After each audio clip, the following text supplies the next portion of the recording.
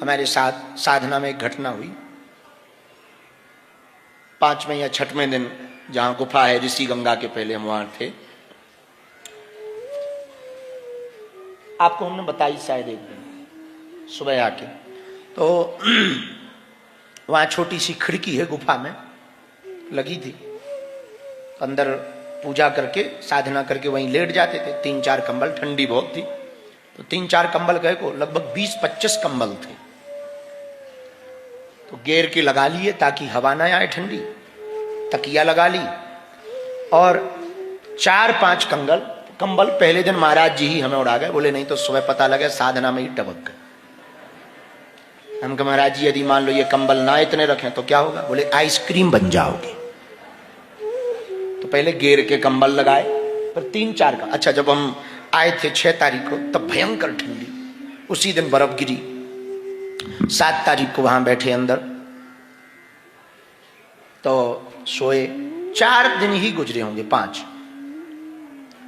5वें दिन वहां तो था नहीं कोई, ये 2 बच्चे रहते थे और यहां नीचे, सबसे नीचे जहां से अंदर प्रवेश करते वहां सिक्योरिटी लगी थी, एक व्यक्ति बहुत नीचे, वो भी 400-500 मीटर नीचे गहराई में। तो वहां तो ये 2 बच्चे, बगल में एक आगे की तरफ में एक छोटा सा कक्ष और किचन विचन बना रखा था चाय वाय पीने के लिए। तो जो कक्ष बना दूरी ऊंचाई पे, थोड़ा और ऊंचाई पे एक कक्ष सा बना, वहां सामान रखा था पूजा पाठ का। तो वो लोग कमरे में सो रहे थे। किसी ने 2-2:30 बजे भयंकर जोर से लात मारी हो खिड़की में, ऐसी आवाज आई। हम जग रहे थे, साधना करके बैठे ही थे, पानी पी रहे थे, सोने की तैयारी थी, 1-आध घंटा में सो जाएंगे नाम जप करके।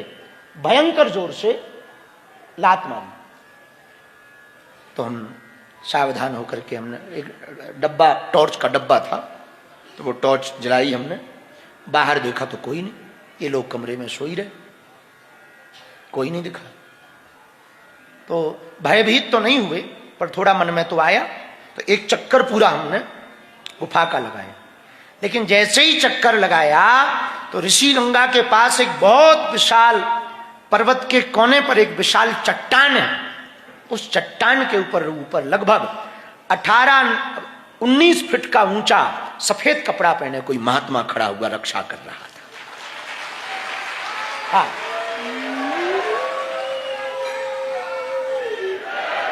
अच्छा, ये तो तय है कि वो सन्यासी बाबा नहीं थे, ये तो तय है।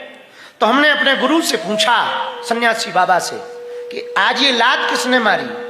बोले यहां पर यक्ष और कोई ना कोई उपद्रवी घूमते रहते हैं और वो किसी को साधना नहीं करने देते हैं, ऐसे ही उपद्रव करते हैं। तो हमने फिर पूछा सुबह डरते हुए कि ये सामने जो 18-19 फुट के लंबे लंबे थे ये कौन थे? बोले बेटा ये सिद्धों की भूमि है, महापुरुषों की भूमि है, यहाँ महा अवतार बाबा जैसे महापुरुष घूमते रहते हैं, वो संतों की और साधकों की सदा रक्षा करते रहते हैं।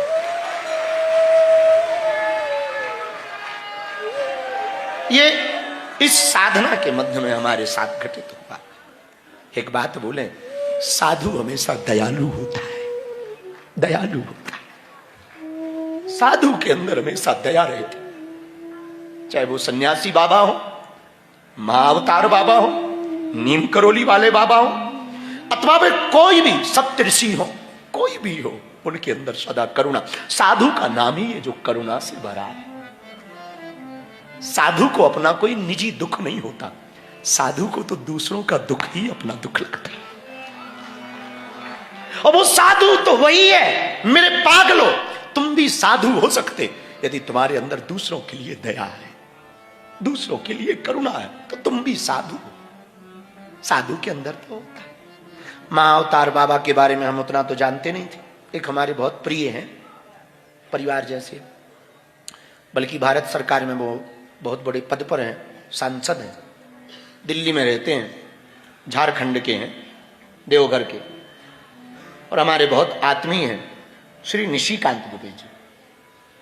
निशिकांत दुबे जी, उनके साथ कभी कभी हम बैठते हैं तो वो कभी कभी हमको लाहिड़ी महाशय की चर्चा सुनाते थे रात को। इतना तो हम जानते, संतों का नाम सुन रखा था, इतना नहीं जानते थे। फिर उनको जानने के बाद और अभी आते ही उनकी बात हुई।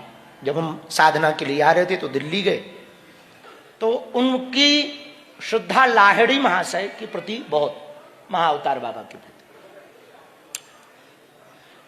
एक दो बार हमने सुना था, थोड़ा महापुरुषों से सुना भी था, पढ़ा भी था, पर बद्रीनाथ जी में कोई साधना की दृष्टि से रहे तो आज भी सिद्ध संतों के दर्शन कर सकता है, अनुभव कर सकता है। पर दृष्टि पवित्र हो, पवित्र दृष्टि यदि आपकी होगी और आपके मन में कोई खोट नहीं होगा, सत्य संकल्प होगा, मेरे पागलों, महात्मा तो महात्मा, परमात्मा तुम्हारी रक्षा करेगा, परमात्मा तुम्हारी रक्षा। तो हाँ, वो घटना ये हुई थी कि वो किसी ने पैर में पैर मारा खिड़की में, तो वो खुली, टूटी तो नहीं पर खुली।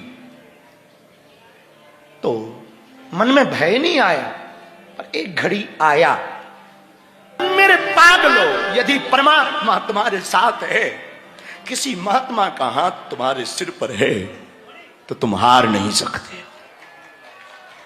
और इस घटना ने तो हमें यही सिखाया, हमारे साथ ये जो घटना हुई इसने यही सिखाया, कितना भी बलवान तुम्हारा शत्रु हो, कितना भी बलवान, एक बात तुम अपने ध्यान में रखना, सदैव चित्त में रखना, ये बात तुम अपने मन में बैठा के रखना, जब बड़े से बड़ा संकट तुम्हारे पास आए तब यही चित्त में रखना, मैं इसलिए खड़ा हूं कि मेरे पीछे जो खड़ा है वो सबसे बड़ा है।